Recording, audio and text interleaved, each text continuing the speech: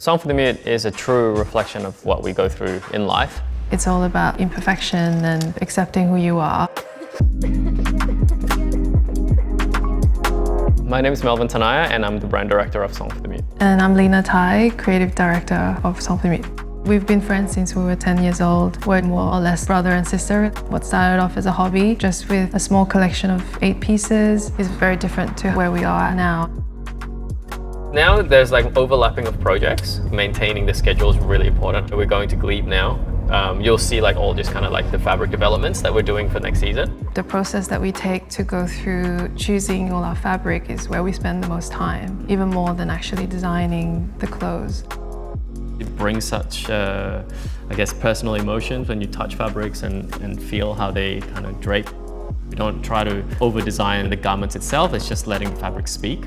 Every collection, we call them chapters.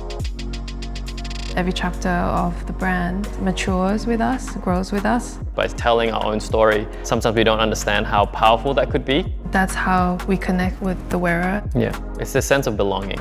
They say to us that it's a reflection of who they are, and it represents so much more than just clothing on the rack. Coming to work feels like coming home. Doesn't feel like work. It just feels like we're hanging out with friends and we're hanging out with our family, and this is what motivates us. We're evolving as a business. To be inspired, you need to stay inspired.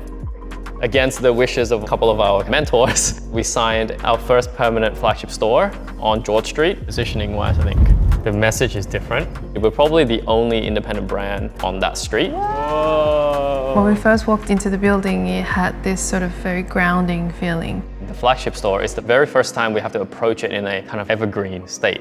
If it's a Song for the Mute house, what it would look like. The builders have been incredible, such a joy to work with. We just fell in love with the historical backbone, and it's sort of a reflection of me and Melvin, that yin and yang.